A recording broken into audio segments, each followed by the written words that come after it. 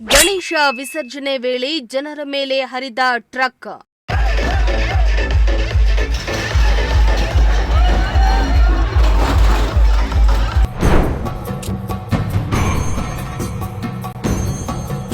ಒಂಬತ್ತು ಮಂದಿ ಸಾವು, 20ಕ್ಕೂ ಹೆಚ್ಚು ಜನರ ಸ್ಥಿತಿ ಗಂಭೀರ.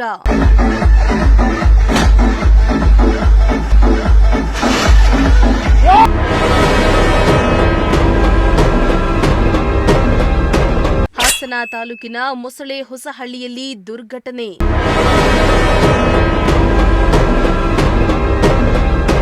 ಎಸ್ ವೀಕ್ಷಕರ, ರಾಜ್ಯಾದ್ಯಂತ ಗಣೇಶೋತ್ಸವ ಅತ್ಯಂತ ಸಂಭ್ರಮ ಸಡಗರದಿಂದ ನಡೀತಾ ಇದ್ದು, ಗಣೇಶ ವಿಸರ್ಜನೆ ವೇಳೆ ಅಹಿತಕರ ಘಟನೆ ನಡೆದಿದ್ದು, ಗಣೇಶನ ಸಂಭ್ರಮದಲ್ಲಿ ಕುಣಿದು ಕುಪ್ಪಳಿಸ್ತಾ ಇದ್ದ ಜನರ ಗುಂಪಿನ ಮೇಲೆ ಟ್ರಕ್ ಏಕಾಏಕಿ ನುಗ್ಗಿದ ಪರಿಣಾಮ ಘಟನೆಯಲ್ಲಿ 9 ಮಂದಿ ಸಾವನ್ನಪ್ಪಿದ್ದು, 20 ಜನರಿಗೆ ಗಂಭೀರ ಗಾಯವಾಗಿರುವ ಘಟನೆ ಹಾಸನದಲ್ಲಿ ನಡೆದಿದೆ.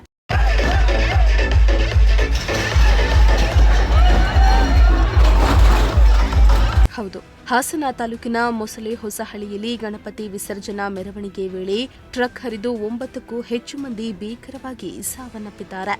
ಮೆರವಣಿಗೆಯಲ್ಲಿ ಸಾವಿರಾರು ಮಂದಿ ಡಿಜೆ ಹಾಡಿಗೆ ಭರ್ಜರಿ ಸ್ಟೆಪ್ ಆಗ್ತಾ ಇದ್ರು. ಈ ವೇಳೆ ಟ್ರಕ್ ವೇಗವಾಗಿ ಬಂದು ಜನರ ಮೇಲೆ ನುಗ್ಗಿದೆ. ಸೋಷಿಯಲ್ ಮೀಡಿಯಾದಲ್ಲಿ ಈ ವಿಡಿಯೋ ವೈರಲ್ ಆಗಿದೆ. 20ಕ್ಕೂ ಹೆಚ್ಚು ಜನ ಗಂಭೀರವಾಗಿ ಗಾಯಗೊಂಡಿದ್ದು, ಸಿಎಂ ಸಿದ್ದರಾಮಯ್ಯ ಅವರು ಮೃತರ ಕುಟುಂಬಕ್ಕೆ ಪರಿಹಾರವನ್ನ ಘೋಷಿಸಿ ಸಂತಾಪವನ್ನ ಸೂಚಿಸಿದ್ದಾರೆ.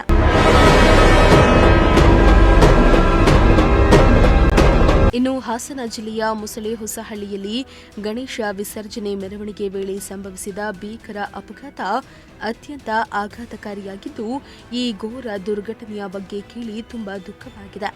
ಮೃತರ ಕುಟುಂಬಕ್ಕೆ 5 ಲಕ್ಷ ರೂಪಾಯಿ ಹಾಗೂ ಗಾಯಾಳುಗಳ ಚಿಕಿತ್ಸೆ ವೆಚ್ಚವನ್ನು ಸರ್ಕಾರ ಭರಿಸಲಿದೆ.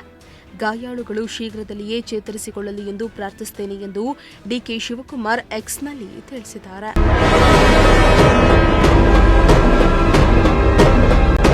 ಇನ್ನು ಈ ಬಗ್ಗೆ ಕೇಂದ್ರ ಸಚಿವ ಎಚ್.ಡಿ. ಕುಮಾರಸ್ವಾಮಿ ಸಂತಾಪವನ್ನ ಸೂಚಿಸಿದ್ದಾರೆ.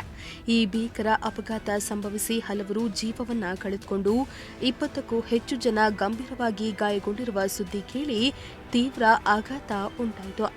ಗಣಪತಿ ಮೆರವಣಿಗೆ ಹೋಗ್ತಿದ್ದವರ ಮೇಲೆ ಟ್ರಕ್ ಹರಿದು ಭಕ್ತರ ಸಾವುಂಟಾಗಿರುವುದು ನನಗೆ ಅತ್ಯಂತ ದುಃಖ ಉಂಟು ಮಾಡಿದೆ ಎಂದಿದ್ದಾರೆ.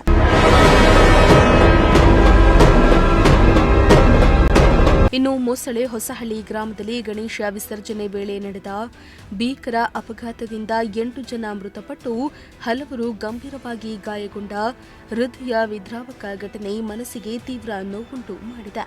ಮೃತರ ಆತ್ಮಕ್ಕೆ ಶಾಂತಿ ಸಿಗಲಿ ಹಾಗೂ ಗಾಯಗೊಂಡಿರುವವರೆಲ್ಲರೂ ಶೀಘ್ರವಾಗಿ ಗುಣಮುಖರಾಗಲಿ ಎಂದು ಪ್ರಾರ್ಥಿಸುತ್ತೇನೆ.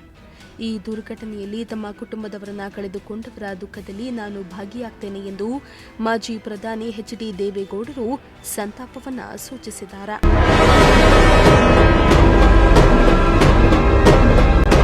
ಸುಮಾರು 20ಕ್ಕೂ ಹೆಚ್ಚು ಮಂದಿ ಗಾಯಗೊಂಡು ಆಸ್ಪತ್ರೆಗೆ ದಾಖಲಾಗಿದ್ರು. ಇತ್ತ ಹಾಸನ ಜಿಲ್ಲೆಯ ಎಂಪಿ ಶ್ರೇಯಸ್ ಪಟೇಲ್ ಆಸ್ಪತ್ರೆಗೆ ಭೇಟಿಯನ್ನ ನೀಡಿ ಗಾಯಗೊಂಡವರ ಕುಶಲೋಪರಿಯನ್ನ ವಿಚಾರಿಸಿದ್ರು.